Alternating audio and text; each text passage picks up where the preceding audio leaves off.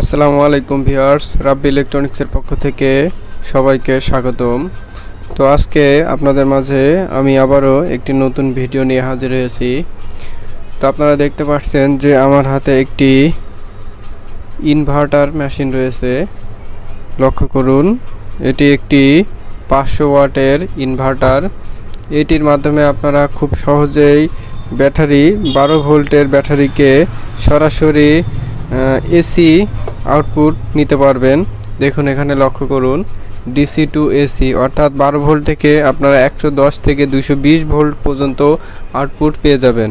তো এই প্রোডাক্টটি এখন আমি আপনাদের মাঝে তুলে ধরবো এবং এর সম্পর্কে আপনাদের বিস্তারিত জানাবো।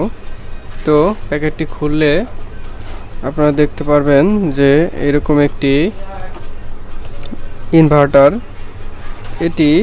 এটি মূলত বিভিন্ন ওয়াটের মার্কেটে পাওয়া যায়। আমার হাতে যেটি আছে এটি 500 ওয়াটের ইনভার্টার। 250 ওয়াট, 65 ওয়াট, 1000 ওয়াট বিভিন্ন রকমে পাওয়া যায়। তো সামনের দিকে লক্ষ্য করলে দেখতে পারবেন যে এটি একটি আউটপুটের line, 3 pin socket, on off switch ও এখানে একটি ইউএসবি ডিসি 5 ভোল্টের আউটপুট দেওয়া আছে।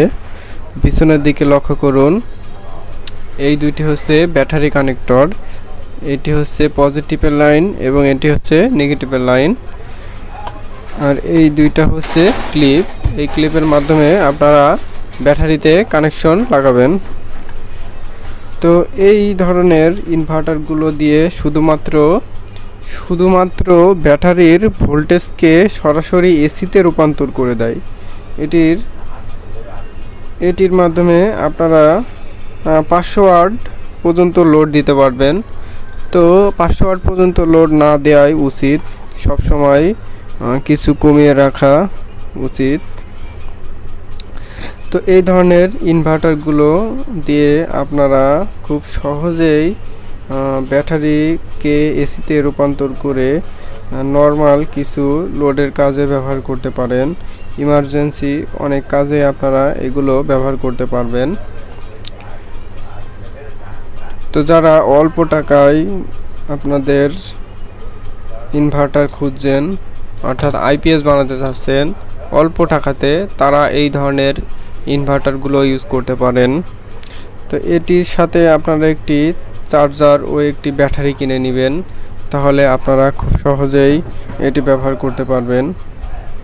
তো এটি আমি নিজে ব্যবহার করার জন্য কিনে এনেছি। তো আমি এটি ব্যবহার করে দেখলাম যে ভালোই সার্ভিস দিতেছে, তাই ভাবলাম যে আপনাদের মাঝে এটি নিয়ে একটি ভিডিও বানাই। তো এটি সম্পর্কে যদি আপনাদের কোনো প্রশ্ন থাকে তাহলে অবশ্যই কমেন্ট করে জানাবেন। দেখুন পিছনের দিকে একটি কুলিং ফ্যানও দেওয়া আছে। তো আপনারা সবসময় এই লাইনগুলো অ্যাকুরেটভাবে লাগাবেন।